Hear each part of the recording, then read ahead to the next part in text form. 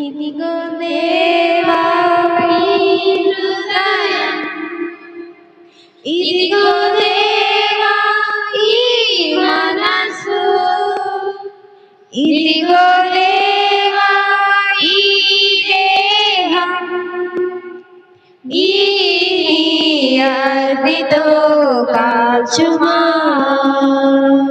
పరిశుద్ధ అగ్నితో కాల్చుమా,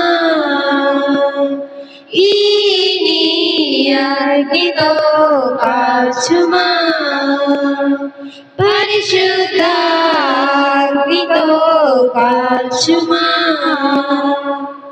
పనికిరాని తీగలున్నవి, ఫలమివ్వా వాడుచున్నవి, పనికిరాని తీగలున్నవి, ఫలమివ్వా వాడుచున్నవి, ఫలించే ఆశ నాకుంది, ఈ నీ అగ్నితో కాల్చుమా, పరిశుద్ధ అగ్నితో కాల్చుమా, ఈ నీ అగ్నితో కాల్చుమా, పరిశుద్ధ అగ్నితో కాల్చుమా. ఇదిగో నా తోటమాలి, ఇంకో ఏడాది గడువు కావాలి, ఓ నా తోటమాలి, ఇంకో ఏడాది గడువు కావాలి, ఫలించే ఆశ నాకుంది, ఈ నీ అగ్నితో కాల్చుమా, పరిశుద్ధ అగ్నితో కాల్చుమా, ఈ నీ అగ్నితో కాల్చుమా, పరిశుద్ధ అగ్నితో కాల్చుమా. ఇదిగో దేవా ఈ హృదయం, ఇదిగో దేవా ఈ మనసు, ఇదిగో దేవా ఈ దేహం,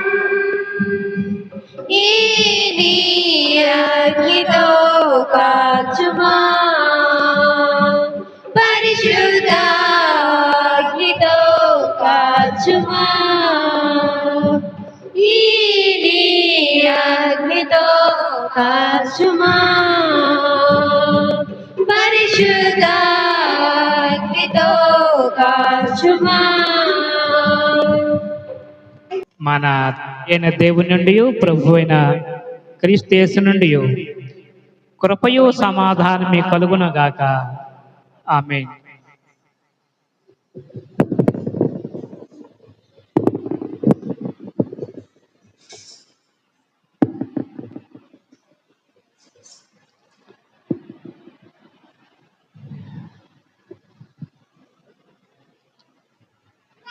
ఈరోజు మన అంశం ఏంటంటే మన అక్కర్లను తీర్చే దేవుడు.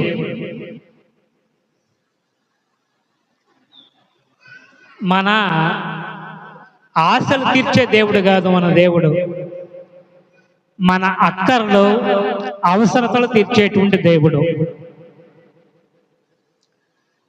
చాలాసార్లు మనము చాలా వాటిని ఆశపడతాం,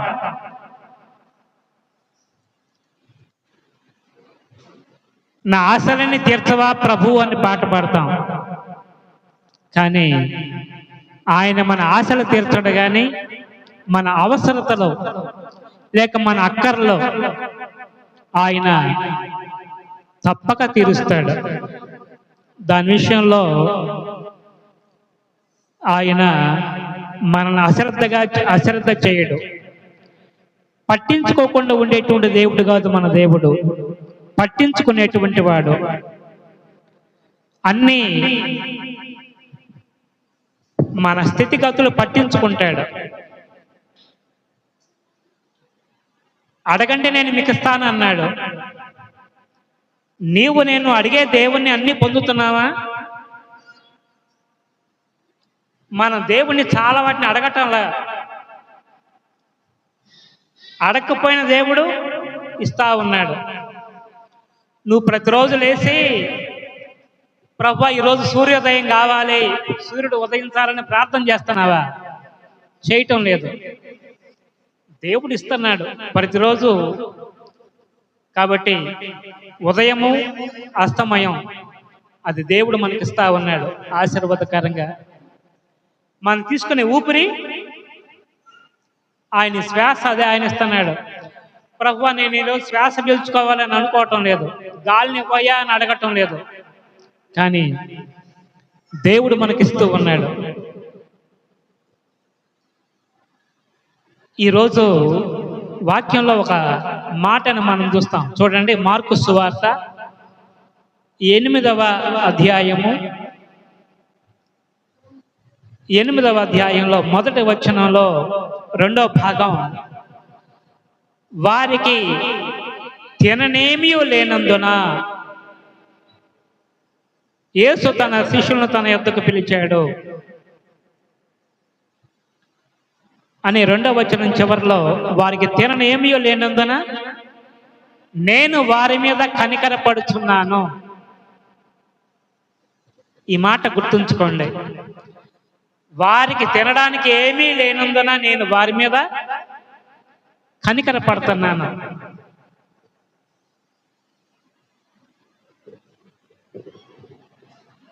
దేవుడు తన మనస్సులోని మాటను శిష్యులతో పంచుకుంటున్నాడు. మీరు చెప్తేనే నాకు తెలుస్తుంది. ఏదైనా మీ హృదయంలో ఏముందో నాకు తెలుస్తుందా? తెలియదు. అదేవిధంగా దేవుడు అంతరంగం, దేవుడు మాట్లాడితేనే అర్థం అవుతుంది. అంతేగాని ఆయన అంతరంగంలో ఏముందో మనకు తెలియదు. ఆయన పంచుకుంటే తప్ప మనతో మనకు అర్థం కాదు. కనుక ఇక్కడ ప్రభు తన అంతరంగాన్ని, తన మనసును ఎవరితో పంచుకుంటున్నాడు? శిష్యులతో పంచుకుంటున్నాడు. వాళ్ళని పిలిచి అంటున్నాడు, వారికి తినటానికి ఏమీ లేదు కనుక వారి మీద నాకు చాలా జాలేస్తుంది, వారి మీద నాకు చాలా ప్రేమ ఉంది. ఈరోజు వారు ఇంటికి వెళతారు, కానీ వారిని ఉపవాసంతో పంపేయటానికి కూడా నాకు ఇష్టం లేదు. ఇది మనసులో మాట, ప్రభు మనసులోని మాట.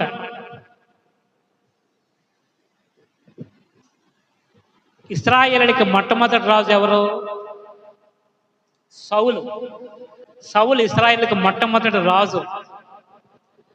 ఆయన రాజుగా చేసిన తర్వాత దేవుడు సమూయేలుతో మాట్లాడాడు.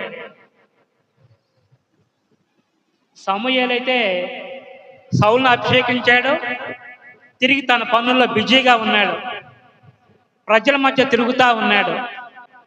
కానీ ఒకరోజు రాత్రి దేవుడు సమూయేలుతో మాట్లాడాడు. ఏమని మాట్లాడాడంటే, నా హృదయంలో చాలా బాధ ఉంది అని. సమూయేలు మొదటి గ్రంథము 15వ అధ్యాయం 10వ వచనంలో ఈ విధంగా ఉంది. మొదటి సమూయేలు గ్రంథం 15వ అధ్యాయం 10వ వచనంలో, సమూయేలుకు ప్రత్యక్షమై ఇలాగ సెలవిచ్చెను, సౌలు నన్ను అనుసరింపక వెనుక తీసి నా ఆజ్ఞలు గైకొనకపోయిన గనుక అతన్ని రాజుగా నియమించినందున నేను పశ్చాత్తాపడుతున్నాను. అందుకు సమూయేలు కోపావేశుడై రాత్రంతా దేవునికి మొరపెడుతున్నాడు. రాజుగా అభిషేకించాను బాగా అనుకున్నాడు కానీ దేవుని హృదయం చాలా బాధతో ఉంది ఇక్కడ. ఆ బాధ దేవుడు సమూయేలుతో చెప్పేదాకా అది సమూయేలుకు కూడా తెలియలే. సమూయేలు పరిచర్యలో ఉన్నాడు, చాలా బిజీగా ఉన్నాడు. మనం కూడా అంతే.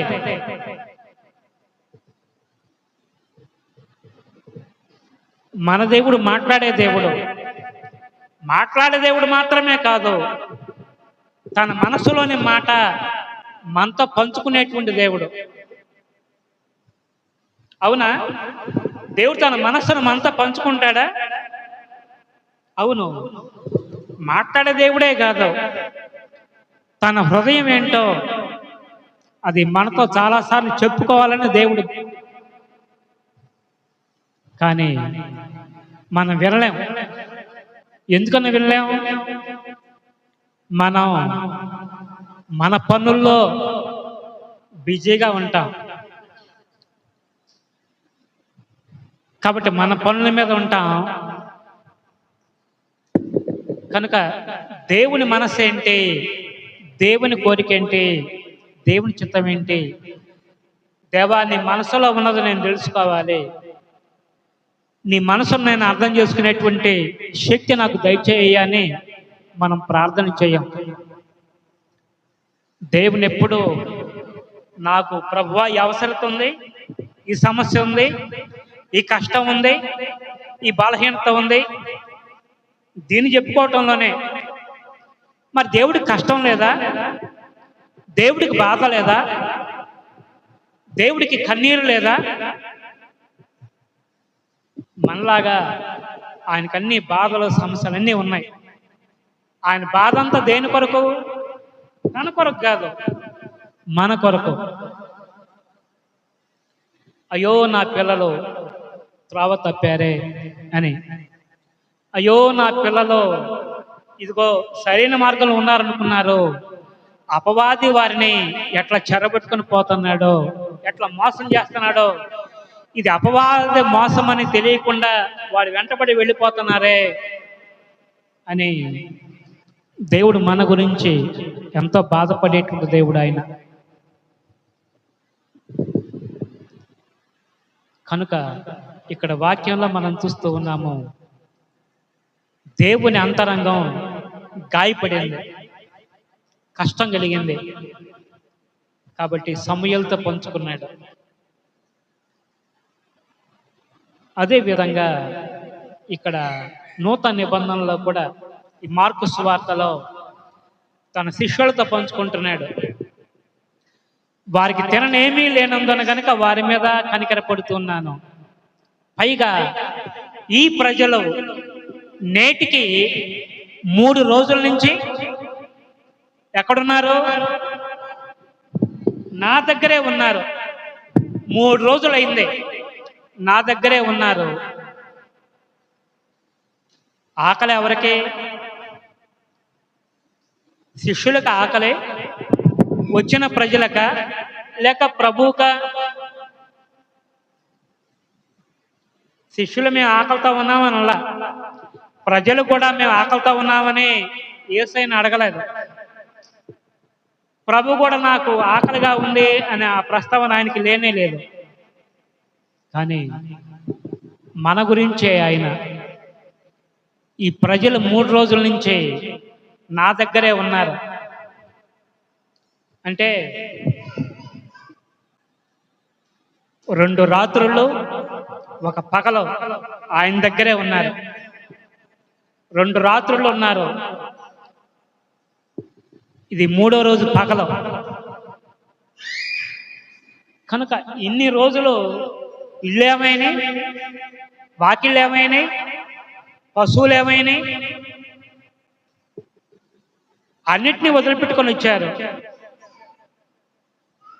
కొంతమంది వెళ్ళిపోగా కొంతమంది ఉన్నారని కాదు, ఎంతమంది వచ్చారో అంతమంది 3 రోజుల నుంచి ఆయన దగ్గరే ఉన్నారు. ఆయన మాటలు వింటా కూర్చున్నారు.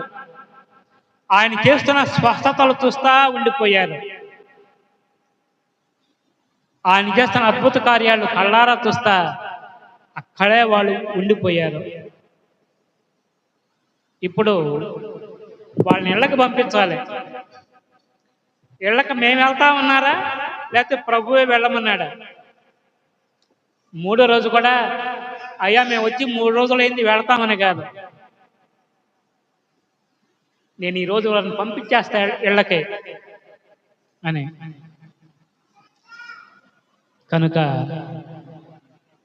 ప్రభువు సన్నిధిలో నిజంగా మనం గనక ఉంటే, ఆయన సన్నిధి కనుక అనుభవిస్తే మనకేం గుర్తురాదు? టైం చూసుకోం పొద్దుగుకులు, లేక విసుగు రాదు.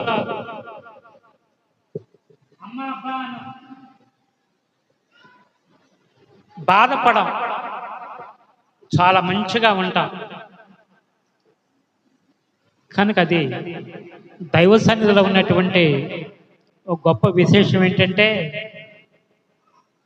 ప్రభు మహిమ, ప్రభువుని కనుక రుచి చూస్తే మన జీవితాల్లో ఇంకా అందరినీ మర్చిపోతాం, అన్నీ మర్చిపోతాం, ఆకలిని కూడా మర్చిపోతాం. మనకి ఎన్ని పనులున్నా ఆకలి గుర్తొస్తుందా? ఆకలి అనే దాన్ని నాకు ఆకలి వేసింది మర్చిపోయానని ఎవరు అనలేం. ఆకలి అనేది దానికి ఇచ్చే సమయం దానికి ఇస్తాం. అదే విధంగా ప్రభునందు ప్రియమైనటువంటి వారులారా, ఇక్కడ ఆయన మన ఆకలిని పట్టించుకునేటువంటి వాడు. కాబట్టి వీరికి 3 రోజుల నుంచి ఏమి తినడానికి లేదు అని ఒకవేళ వారిని పంపించి వేస్తే మార్గంలో మూర్చపోదురు, నీరసెల్లి సొమ్మసెల్లి పడిపోతారు. వాళ్ళ హృదయాలు మాత్రం చాలా సంతోషంగా ఉన్నాయి, కానీ వాళ్ళ కడుపులు మాత్రం ఖాళీగా ఉన్నాయి. అది ప్రభు గమనించాడు. ప్రభు దాని గురించి మాట్లాడుతున్నాడు. కనుక వీరిని ఉపవాసంతో నేను పంపను, వారికి భోజనం పెట్టాలి. అయితే ఇక్కడ మనం చూస్తాము, వాక్య భాగంలో నూతన నిబంధనలో 2 పర్యాయాలు ఇక్కడ సంగతి వ్రాయబడింది. ఏ సంగతి? 5 రొట్టెలు 2 చేపలు 5,000 మందికి పంచినటువంటి సంఘటన ఉంది. అదేవిధంగా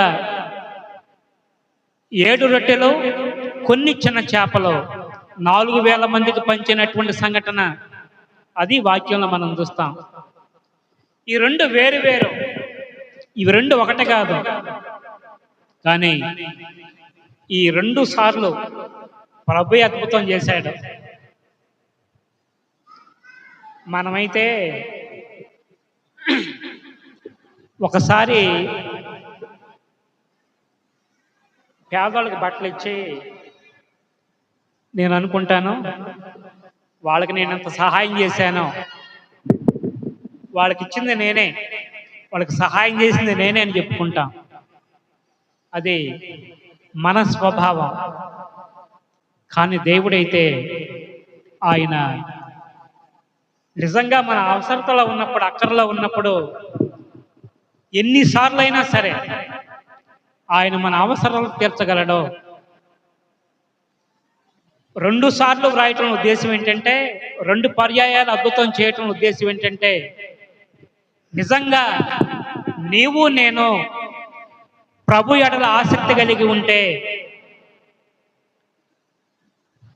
ప్రభు మీద మనసు పెట్టుకుంటే, ప్రభుని మన జీవితాల్లో కోరుకుంటే, ఆయన మన హృదయాలు స్వీకరిస్తే, ఆయన నువ్వు అడిగినా అడగకపోయినా నీ అక్కర్లన్నీ ఆయన తీర్చే దేవుడు. మనం ఏం కోరుకుంటామంటే మన సమస్య చెప్పి, ప్రభువా నా సమస్య ఇది, కాబట్టి నాకు ఈ బలహీనత తగ్గించు, నేను నీ దగ్గరికి వస్తాను.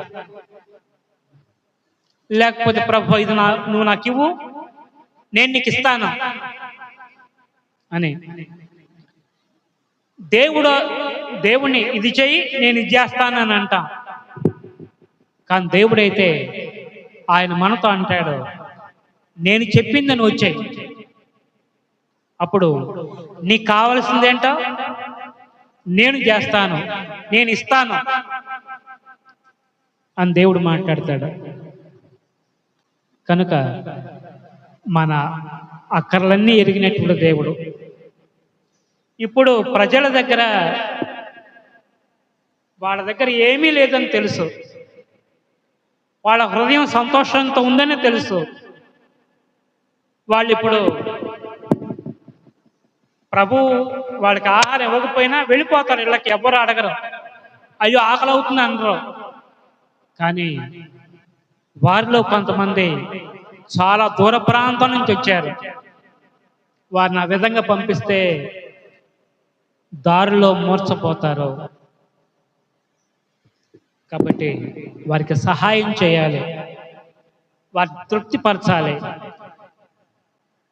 అందుకని ఆయన అంటున్నాడు, మీ దగ్గర ఏదైనా రొట్టెలు ఉన్నాయా అని. వాళ్ళు అన్నారు, కొన్ని రొట్టెలు ఉన్నాయ్యా అన్నారు. అయితే ఉన్నాయి ఏంటో నా దగ్గర తీసుకురండి అని అన్నాడు. కాబట్టి ఉన్న వాటిని ఆయన దగ్గర తీసుకుని వెళ్ళారు. 7 రొట్టెలు, కొన్ని చిన్న చేపలు తీసుకుని వెళ్ళారు. ఆయన వాటిని ఆశీర్వదించి వారికి ఇచ్చాడు. 4000 మంది తిన్నారు.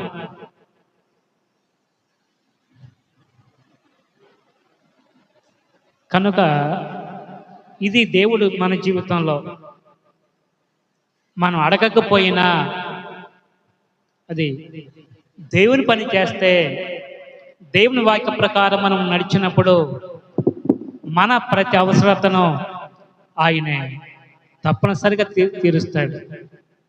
అంతేకాదు మన దేవుడు ఆయన కనికరమ్మ కలిగినటువంటి దేవుడు, కరుణ కలిగినటువంటి వాడు, కఠినాత్ముడు కాదు, పని చేయించుకొని వట్టి చేతులతో పంపివేసేటువంటి వాడు కాదు. మన కష్టాన్ని ఆయన ఎప్పుడు ఉంచుకోడు. తన పిల్లల కష్టానికి తగిన ప్రతిఫలం ఇచ్చేటువంటి వాడు.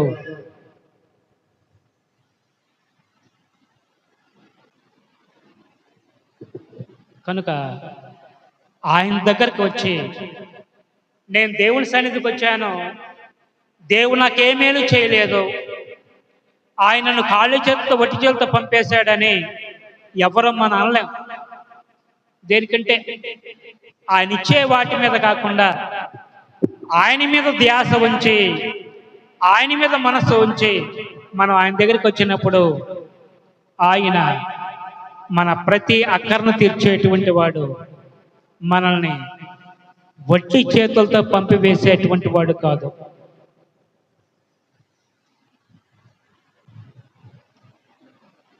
కనుక వట్టి చేతులతో పంపేసేటువంటి కఠినాత్ముడు కాదు. కనుక సహాయం చేసేటువంటి దేవుడు. కాబట్టి సహాయం చేసేటువంటి దేవుడు, కృప చూపించేటువంటి దేవుడు. మన దగ్గర ఏదైతే ఉందో ఆ కొద్ది వాటిని తీసుకొని వాటిని సమృద్ధిగా మన కొరకు చేయగలిగినటువంటి వాడు, సమృద్ధిగా ఇవ్వగలిగినటువంటి వాడు అని. కనుక ఇక్కడ మనం చూస్తూ ఉన్నాము, చిన్న పిల్లవాడి దగ్గర ఆ పెద్దవాడి దగ్గర అది ఎంత ఉందో దాన్ని వాడుకొని మనకు ఇచ్చేటువంటి దేవుడు, మన అక్కర్లు తీర్చేటువంటి వాడుగా ఆయన ఉన్నాడు. కనుక ఇక్కడ మనం చూస్తూ ఉన్నాం, ప్రభు మనకి సమృద్ధిగా తినగలిగినంత, మన అవసరతకు సరిపోయినంత ఆయన సమృద్ధిగా ఇస్తూ ఉన్నాడు. ఈరోజు పాత నిబంధనలో 107వ కీర్తనలో ఈ మాటలు మీరు చూస్తారు. 107వ కీర్తనలో ఈ మాటలు మనం చూస్తూ ఉన్నాం. యెహోవా దయాళుడు, ఆయనకు కృతజ్ఞతాస్తుతులు చెల్లించండి, ఆయన కృప నిత్యము ఉండును అని యెహోవా విమోచించిన వారు ఆ మాట పలుకుదురుగాక అని అంటూ 4వ వచనంలో ఏమనుందంటే, వారు అరణ్యమందలి ఎడారి త్రోవను తిరుగులాడుచుండిరి, నివాసపురమేదియు వారికి దొరకకపోయెను, ఆకలి దప్పుల చేత వారి ప్రాణము వారిలో సమస్యలేను అని. వారు అరణ్యములో ఎడారి త్రోవను తిరుగుచుండిరి, నివాసపురమేది కూడా వారికి దొరకకపోయెను, ఆకలి దప్పుల చేత వారి ప్రాణము వారిలో సమస్యను. దేవుడు తన పిల్లల్ని చక్కగా నడిపించేటువంటి వాడు, సరైన త్రోవలో నడిపించేటువంటి వాడు. కానీ వీరు ప్రారంభంలోనే ఎర్ర సముద్రం దాటిన తర్వాత చిన్న చిన్న కష్టాలు వచ్చినాయి, సమస్యలు వచ్చిన దారి తప్పిపోయారు, సనిగారు, నీళ్లు లేవని సనిగారు, ఆహారం లేదని సనిగారు, ఎప్పుడు ఈ మన్నానైనా అని సనిగారు, ఎప్పుడు ఈ పూరేళ్ళు ఇదేనా, దోసకాయలు, కూరగాయలు ఇవన్నీ ఏవి కాబట్టి సనిగినటువంటి వాడుగా వాళ్ళు ఉన్నారు. కనుకనే వారు త్రోవ తప్పిపోయినటువంటి వారిలాగా వారు ఉన్నారు. కనుక తిరిగి వాళ్ళు పశ్చాత్తాపడినప్పుడు దేవుడు వారిని నివాసపురం చేర్చాడు, సరైన త్రోవలో వారిని తీసుకుని వచ్చాడు. మన జీవితాల్లో కూడా ఈ మధ్యాహ్నం దేవుడి మీద ఆశ ఉన్నంతకాలం, దేవుని చూచినంత కాలం మన జీవితాల్లో మనం ఎప్పుడు అసంతృప్తితో బ్రతకం. ఎప్పుడైతే దేవుని మీద నుంచి మనసు పక్కకి వెళ్ళిందో అప్పుడు మనం చాలా దిగులు పడతాం. అయ్యో ఇది లేదే అది లేదే అని మనం చాలా దిగులు పడేటువంటి వారిగా మనం ఉంటాం.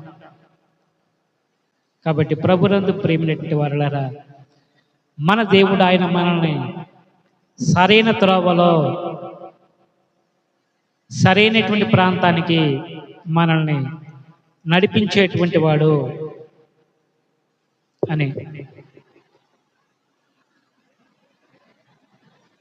కనుక ప్రభు ఆయన మనకి ఏది ఇచ్చినా ఆయన మన అక్కర్లను తీర్చి మనకు సమృద్ధినిచ్చేటువంటి వాడు, మన అక్కర్లన్నీ తీర్చగలిగినటువంటి వాడు. అక్కర్లు తీర్చే విషయంలో కూడా మన దగ్గర ఎంత ఉందో ఏముందో దాన్ని వాడుకొని దేవుడు మన ప్రతి అక్కర్ను తీరుస్తూ ఉన్నాడు. కనుక ఈ మధ్యాహ్న కాలపు వేళ మన జీవితాల్లో కూడా నీవు నేను మన ప్రతి అక్కర్ను తీర్చేటువంటి వాడు.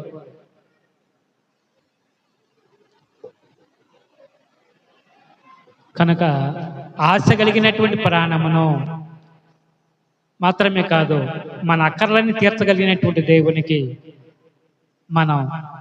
మనము అప్పగించుకొని ముందరకు వెళ్ళేటువంటి వారిగా ఉంటున్నట్లుగా దేవుడు తన కృపను మనకెల్లరికను దయచేయును గాక. ఆమేన్.